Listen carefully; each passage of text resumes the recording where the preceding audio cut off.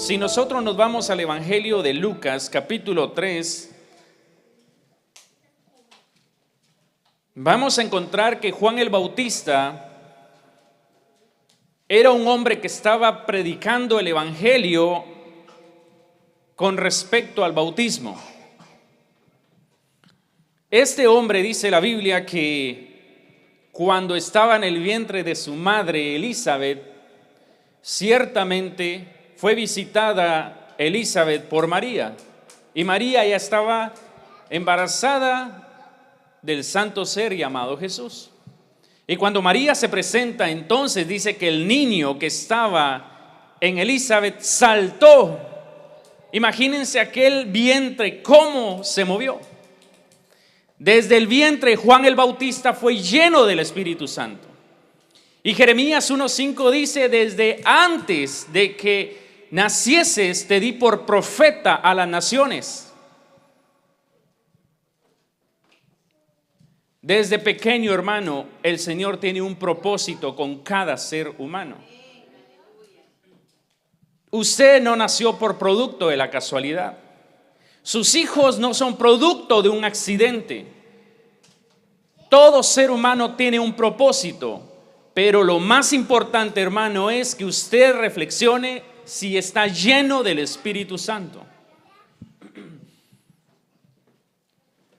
Todos nosotros nos llenamos por medio de los oídos y nos llenamos por medio de los ojos.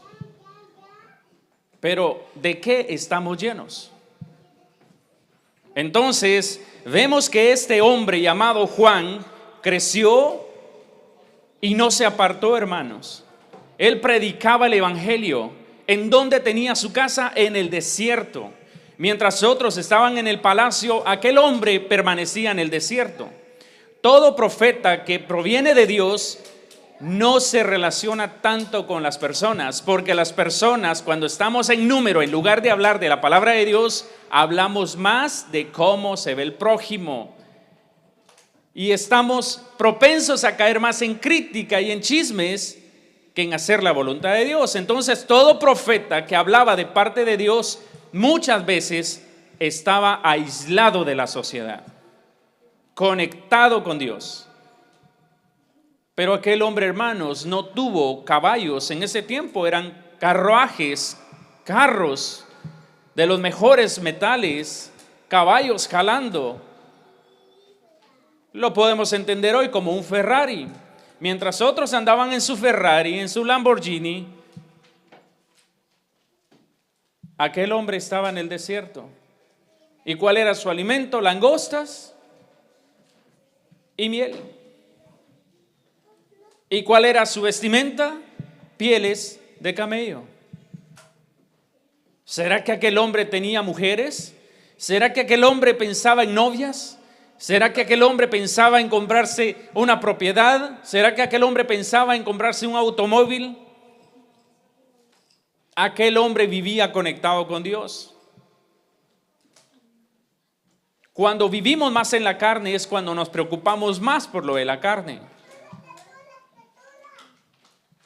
Cuando vivimos más en espíritu, vamos a hacer tesoros en el cielo. Como les digo, hay multitud de religiones, multitud de creencias. El problema que tienen todas las religiones en su totalidad es que han olvidado las Sagradas Escrituras. Es que han olvidado la llenura del Espíritu Santo. Y ahora nosotros podemos decir, ministerio es un nuevo comienzo, tiene sana doctrina, tiene palabra de Dios. Hermanos, ministerio, un nuevo comienzo también está lleno de personas, como otras congregaciones. Y no se trata de competir, no se trata de decir soy mejor o soy peor. Lo que usted tiene que preguntarse es: ¿estoy lleno del Espíritu Santo? Eso es lo que nos tenemos que preguntar. No es malo que usted anhele tener una casa. No es malo, hermano. Es bien, porque usted no está echando en saco roto. Lo que usted logra pagar, pues lo logra pagar para vivir en paz. Ya no paga una renta, ya no le ayuda a alguien más a pagar su propiedad, mayormente en este tiempo donde hay tanta injusticia que los inquilinos, las personas que dan para rentar, están siendo injustos, donde le están poniendo una renta de $2,000 cuando ellos ni siquiera pagan todo lo que dicen que están pagando. Pero hermanos, cada uno sabe dónde está su corazón. Y si usted logra comprar una casa, gloria a Dios, porque entonces ya no va a pagar renta, sino está pagando algo que le va a pertenecer. El problema es que si usted no busca de Dios, solo va a quedar enganchado en esa deuda, de tal manera que ya no busca de Dios, porque ahora hay que pagar la casa. Ahora ya no es Jesús su Señor, ya no es el Espíritu Santo su Dios, ahora es la casa su Dios. El carro es su Dios, porque vive para eso. Y si no lo paga, se siente morir, siente que todo está perdido. Y luego ora, pero para que Dios le ayude a tener trabajo y le ayude a pagar la casa. Pero Juan el Bautista no tenía esa necesidad. Pedro no tenía esa necesidad. Pablo no tenía esa necesidad. Muchos de aquellos hombres, hermanos, recibieron de parte de Dios provisión para vivir diariamente. Hemos olvidado esos tiempos. Pero buscando de Dios, la palabra de Dios también dice que aquel que honra a Jehová con sus bienes, con sus frutos, que aquel que honra al Señor con su vida, que aquel que anhela los talentos, los dones, es posible que uno de ustedes reciba riquezas de parte de Dios, pero esa riqueza le van a hacer para que usted las administre y ayude al necesitado. Lo que viene de Dios no trae tristeza. Estoy haciendo un énfasis acá porque no podemos irnos también al otro extremo, porque somos seres espirituales, pero estamos en una vida humana, en una vida terrenal, donde necesitamos alimentar también el cuerpo. Pero el que busca a Dios, hermano, tarde que temprano, es guiado de manera sabia, es librado de senderos de perdición.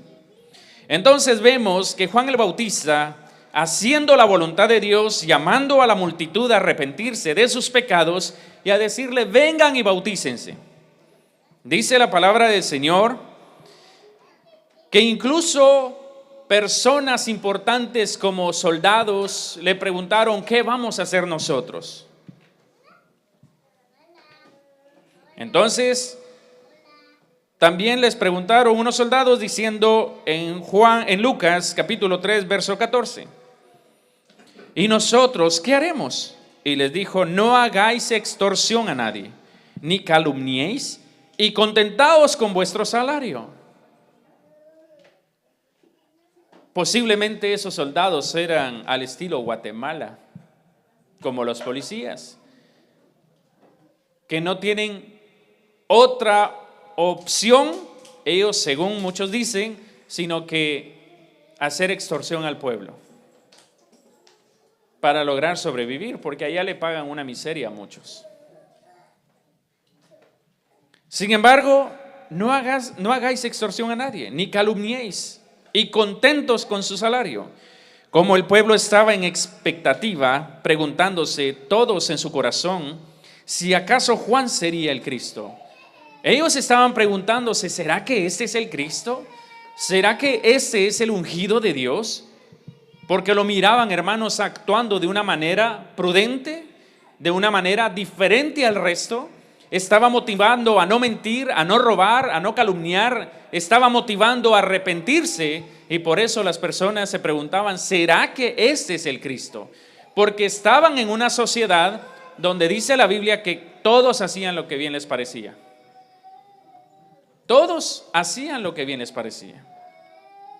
Entonces, en el verso 16 dice: respondió Juan diciendo a todos: yo a la verdad os bautizo en agua, pero viene uno más poderoso que yo, de quien no soy digno de desatar la correa de su calzado. Él os bautizará en Espíritu Santo y fuego. ¿Quién es el que da el bautismo del Espíritu Santo y fuego? Jesús. Hermanos, cuando nosotros empezamos a perder la fe, empezamos a perder todo en nuestra vida, muchas veces nos inclinamos a decir, ¿en dónde está Dios? ¿En dónde? La respuesta es, Dios está ahí. Dios siempre está con aquel que le busca, pero no le miramos, pero debemos de perseverar. Juan nos habló ciertamente acerca de lo que es el bautismo. Juan el Bautista ya nos dijo, tienen que bautizarse. Entonces nosotros procedemos a bautizarnos en agua. Pero ahora dice que hay un bautismo más poderoso, hermanos, que es el bautismo de Espíritu Santo y fuego. ¿Cuántos de ustedes han sido bautizados en Espíritu Santo y fuego? ¿Cuántos?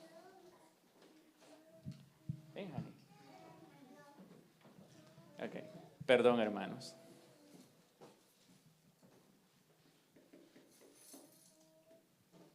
Ok, gracias.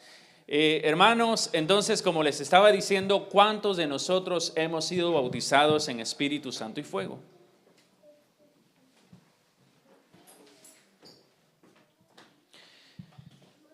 Ahora vamos a darnos cuenta brevemente acerca de la vida del apóstol Pablo. Ciertamente el apóstol Pablo dice en la Biblia que era llamado Saulo, y lo conocemos como Saulo de Tarso porque pertenecía a Tarsis, y Tarsis quedaba en Antioquía. Entonces este hombre dice la Biblia que era perseguidor de la iglesia, mataba a los cristianos, arrastraba a los cristianos, hacía que la vida de un cristiano fuera tan difícil que lo atormentaba, hermanos. Los encerraban y daba su voto para que a los cristianos los mataran. Saulo ciertamente era el hombre más perverso en cuestión de vida espiritual, pero la Biblia dice que él era fariseo de fariseos, conocía la Torá, conocía la ley, vivía para Dios según él. Y según el pensamiento de Saulo, matar a los cristianos, eso agradaba a Dios. Ir en contra de los cristianos, en contra de los creyentes en Jesús, eso agradaba a Dios. Ese hombre, hermanos, era tan fuerte, era un hombre con mentalidad de soldado. Y en una ocasión él dice, toleradme un poco de locura. Ciertamente sé que soy tosco para hablar, pero soy entendido en lo que hablo. Todos nosotros al escuchar la vida del apóstol Pablo podemos decir, qué hombre de Dios. Si ese hombre de Dios estuviera acá, ciertamente dijera, vosotros sois carnales. Tal se ha entregado al diablo para destrucción de la carne a fin de que el espíritu sea salvo. Poned a aquel en disciplina porque es un débil en la fe. Ayudadle, pero no dejéis que tome parte. Era duro. Sin embargo, todo lo que habló fue inspirado por el Espíritu Santo. Porque Dios va a usar a las personas conforme a su voluntad.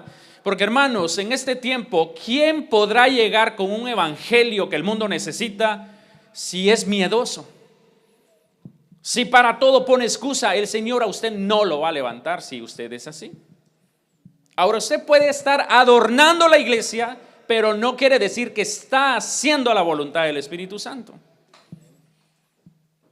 Usted puede tener el mejor talento, pero hermano, si usted no es entendido en las Escrituras, deja dicho que usted solo está como una columna de adorno, que cuando viene la crisis, el primero en ser derrumbado es usted. Pero alguien que es lleno del Espíritu Santo, hermano, resiste a los tiempos difíciles. Le van a decir, el otro me lo deportan, si es la voluntad de Dios, que así sea. Despedido del trabajo, si es la voluntad de Dios, gloria a Dios. Murió tal persona, si Dios se lo llevó, gloria a Dios. Pero ¿qué puede hacer usted en contra de la voluntad de Dios? Dios es malo, pues arrepiéntase, porque usted también va para el lugar de tormento si no se arrepiente. Entonces vemos en la Biblia, en Hechos capítulo 28, y dice la Sagrada Escritura, estando ya salvos, supimos que la isla se llamaba Malta.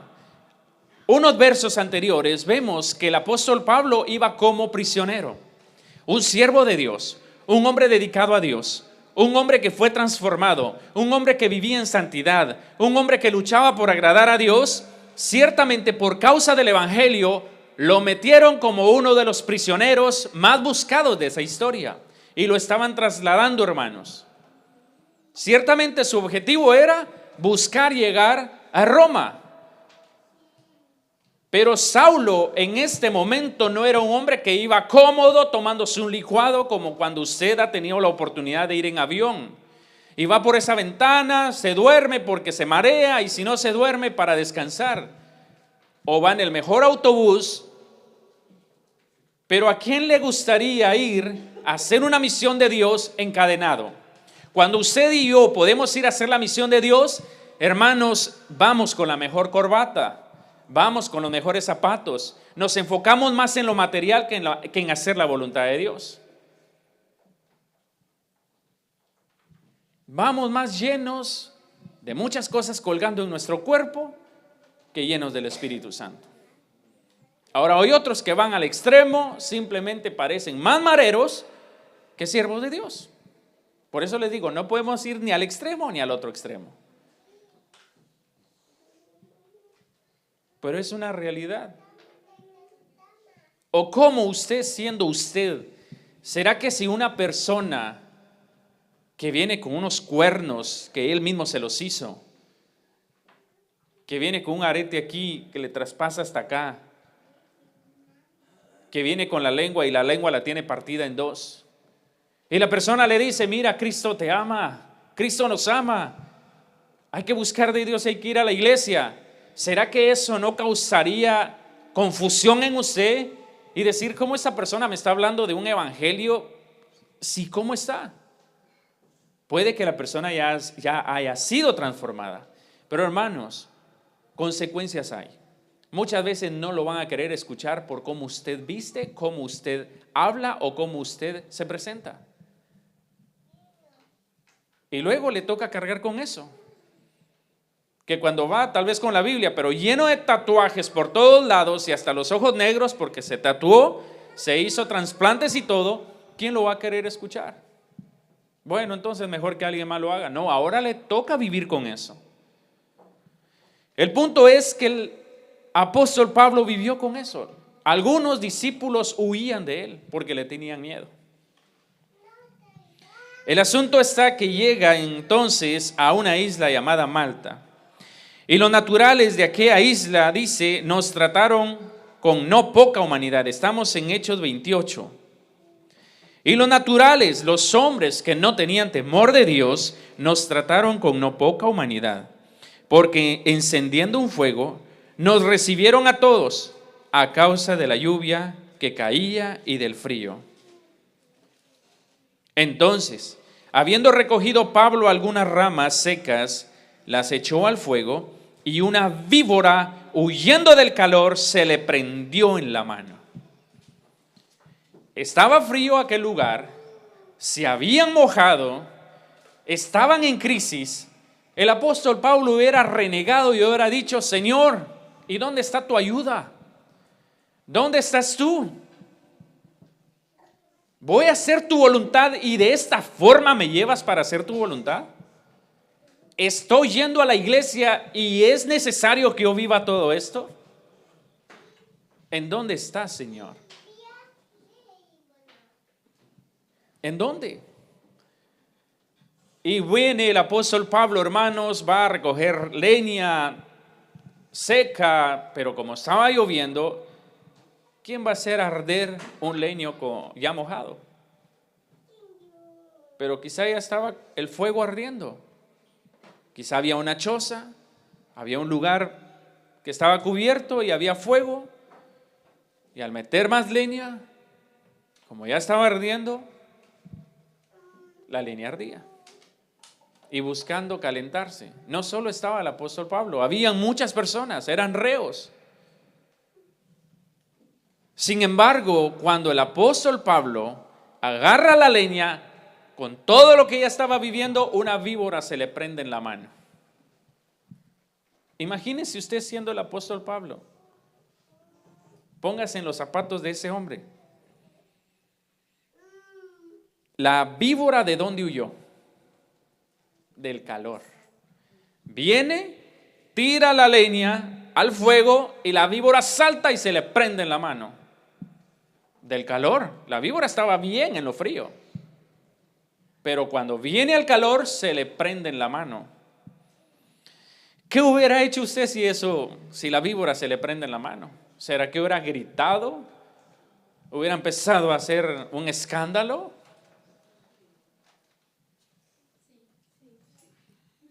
Entonces, cuando los naturales vieron la víbora colgando de su mano, se decían unos a otros: ciertamente este hombre es homicida. ¿A quien escapado del mar la justicia no deja vivir?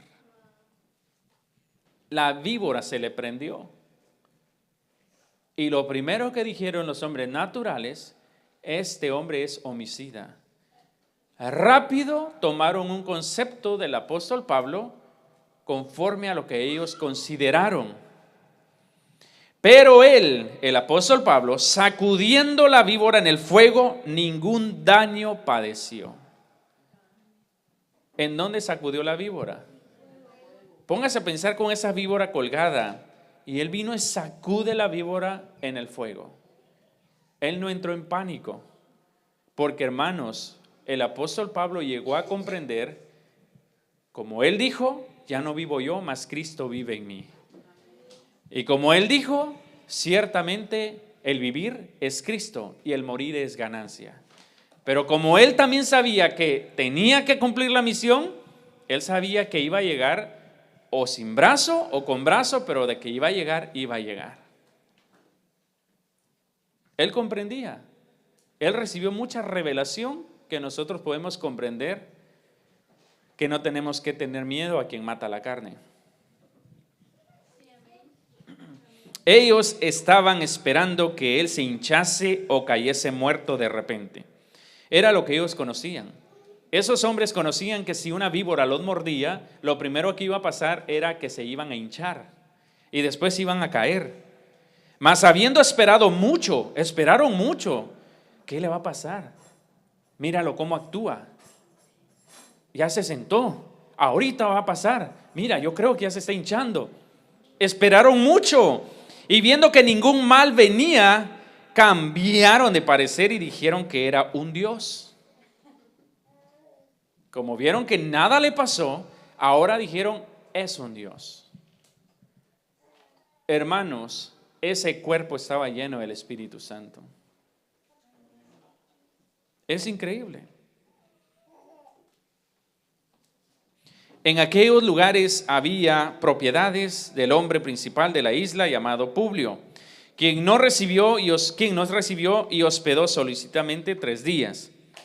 Y aconteció que el padre de Publio estaba en cama, enfermo de fiebre y de disentería, y entró Pablo a verle, y después de haber orado, le impuso las manos y le sanó. Hecho esto, también los otros que en la isla tenían enfermedades venían y eran sanados, los cuales también nos honraron con muchas atenciones, y cuando zarpamos nos cargaron de las cosas necesarias. ¿Se dan cuenta, hermanos? El apóstol Pablo empezó a vivir momentos duros. Sin embargo, él, en lugar de enfocarse que la víbora lo mordió, vino y la sacudió. Pero, hermanos, ¿qué es lo primero que nosotros hacemos cuando la víbora nos muerde? En lugar de acercarnos a la presencia de Dios, que representa ese fuego donde la víbora no va a tener potestad sobre nuestra vida, lo primero que hacemos a veces es irnos de la iglesia. Lo primero que hacemos es ya no llegar al lugar secreto a orar. Empezamos a ver que la víbora nos ha mordido y comenzamos a ver el dolor que tenemos. Comenzamos a ver que el veneno nos está agarrando, está corriendo ya en nuestro cuerpo, y en lugar de hacer la voluntad de Dios, hermanos, empezamos a menguar. Y eso es el peor error que podemos hacer. Ahora, ¿cómo podemos hacer que la víbora huya de nosotros?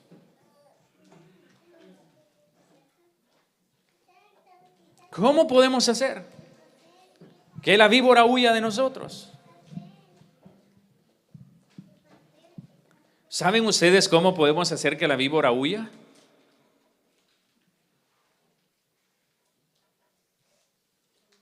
¿Cuántos han sido mordidos por la víbora? ¿En qué parte del cuerpo la víbora nos ha mordido?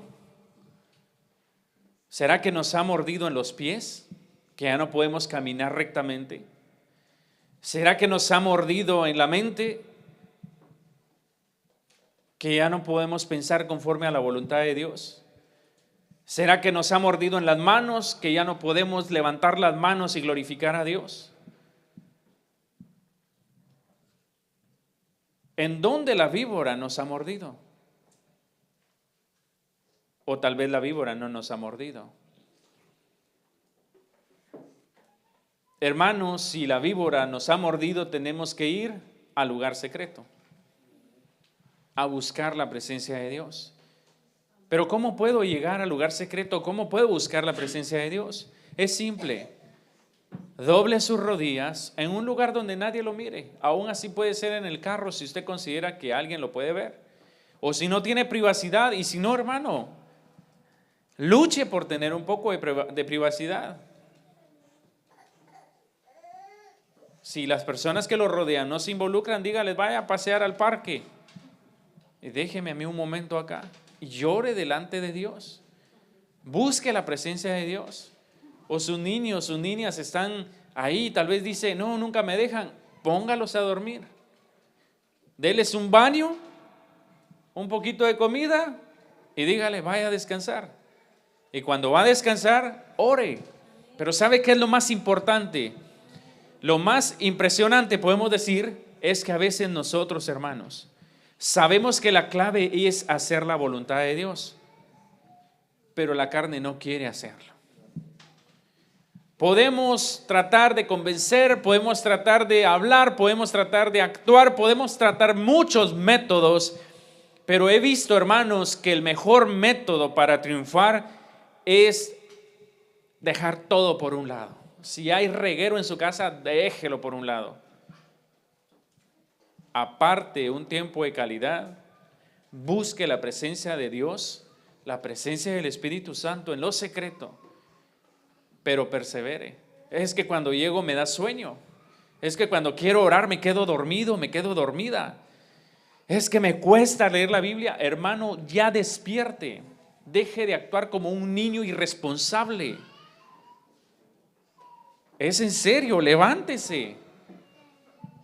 Si usted despierta, va a lograr mucho. Si usted ora, va a lograr mucho. Si usted busca del Señor, va a lograr mucho. Pero no es fácil. El apóstol Pablo, en lugar de recibir aplausos, él recibió mucha crítica, recibió muchas pedradas, recibió azotes, hermanos. Pero la clave es que estaba lleno del Espíritu Santo. Y para ir concluyendo, hermanos, ¿a dónde va a ir su carne? Su carne va a ir al polvo. La palabra de Dios dice claramente que hay leyes. Está la ley de la gravedad. ¿Quién puede ir contra la ley de la gravedad? Nadie.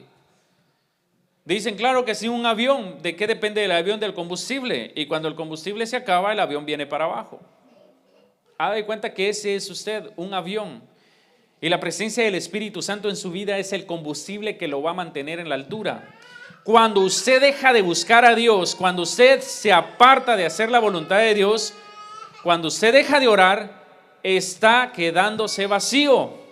Y es por eso, hermanos, que usted en lugar de andar por las alturas, usted viene hacia abajo y va a andar en la tierra, pensando como un terrenal, pensando solo en las cosas terrenales. Y va a tener una mentalidad similar a la mentalidad de la gallina. La gallina solo mira hacia abajo. Eso es lo único. Para poner huevos. Las que ponen huevos. Con mentalidad de una gallina podemos andar. Pensando solo en lo terrenal, y allá por ahí le tira el diablo unas pequeñas semillas y allá va la gallina rápido a picar. Pero cuando nos dicen mentalidad de águila, wow, un águila, cómo eleva, anda en las alturas, veo una serpiente y se tira. Una velocidad extraordinaria. Y esas garras agarra a la serpiente y se la lleva, y la serpiente no puede hacer nada. Pero hermanos, si el diablo sigue ganándole acá, lo sigue confundiendo acá, si usted no se llena del Espíritu Santo y usted comienza a decir, no, pues todas las religiones están malas, aquel predica esto, mejor voy a escuchar esto en YouTube para ser edificado. Hermanos, si usted deja de ir al lugar secreto, usted es el que va a sufrir, va a terminar confundido, va a terminar confundida, va a terminar renegando, va a terminar con amargura, va a terminar sin propósito. Es una realidad. ¿Qué es lo que queremos hacer? No se preocupe, trabajo siempre va a haber. La palabra de Dios dice, con el sudor de tu rostro comerás hasta que vuelvas a la tierra. Y el espíritu vuelve a Dios. Y el alma o va al infierno o va al cielo.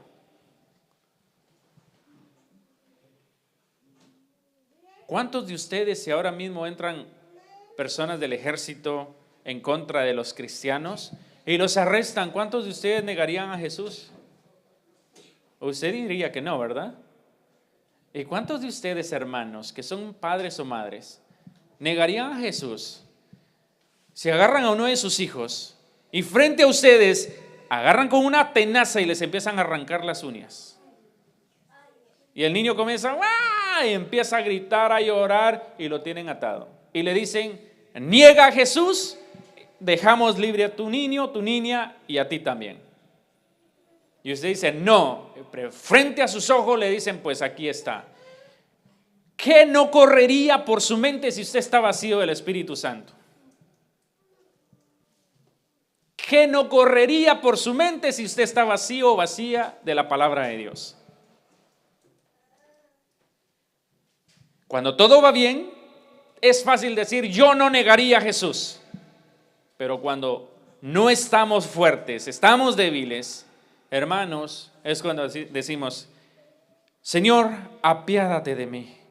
Señor, perdóname. Te voy a negar, pero esto no puede ser posible.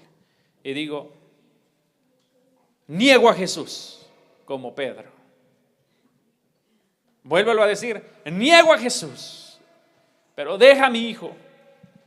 Niego a Jesús, pero déjalo ir y mátame a mí aunque sea. Luego, hermanos, su eternidad no va a ser temporal. Su eternidad va a ser eterna. Pero como no estamos viviendo esos tiempos, por eso es que nosotros hacemos lo que se nos da la gana. Vamos a la iglesia cuando queremos, oramos cuando queremos, leemos la Biblia cuando queremos, dejamos a Dios de último, pero vayan a predicarle este evangelio que nosotros tenemos aquí en Norteamérica, Centroamérica, Suramérica, a las personas que están en Asia, donde a los niños los están tomando como guerrilleros, a las mujeres frente a los esposos las están abusando sexualmente. Son pastores, hermanos, a los pastores los están torturando.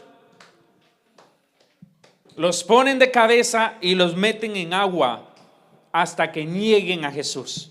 Frente a ellos están abusando a sus hijos. Y usted podrá decir, eso no lo creo. Dios no puede permitir eso. El rapto va a aparecer y nos va a llevar el Señor.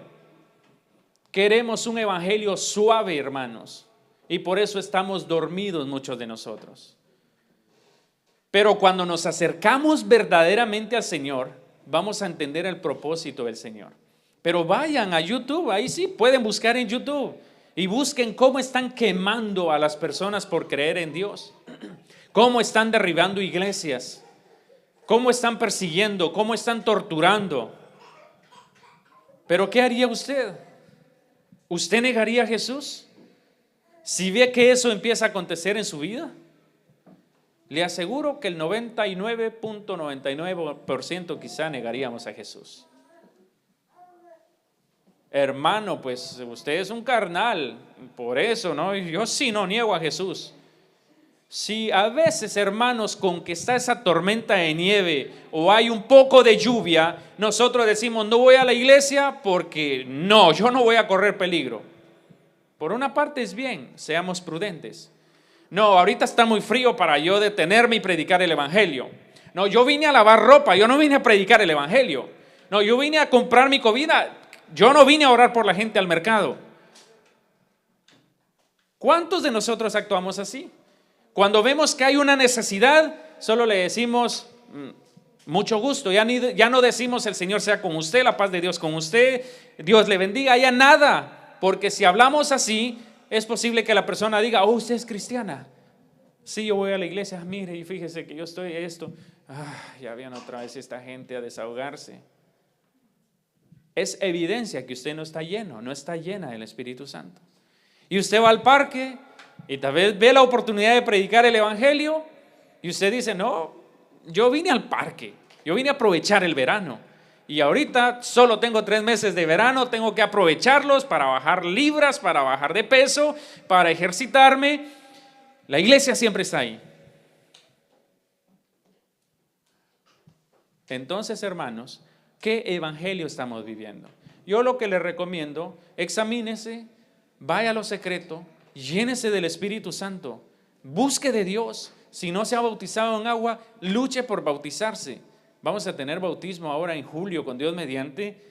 Vamos a tener bautismos y hermanos, usted puede. Y si no está involucrado en algo del ministerio, dígale, Señor, actívame, Señor, úsame. Pero hermano, como le digo también, déjese llenar. Porque sería triste ver a un ciego guiando a otro ciego. Ver a un vacío queriendo llenar a otro vacío. Pero por eso, entonces el mensaje de esta mañana fue, sed llenos del Espíritu Santo. Pero si usted sigue viendo esas telenovelas, por eso dice no vela, que usted no vela. No vela. Y la Biblia dice velad. Porque vuestro adversario, el diablo, anda viendo a quién devora. En una telenovela, que la tele hace que usted no vele. Se le va mucho tiempo y ahora ya no son telenovelas, hermanos, ahora son series de novelas. Y ahora hasta series de novelas cristianas. Y ahí está usted entretenido en Netflix y wow, es que está muy bonito.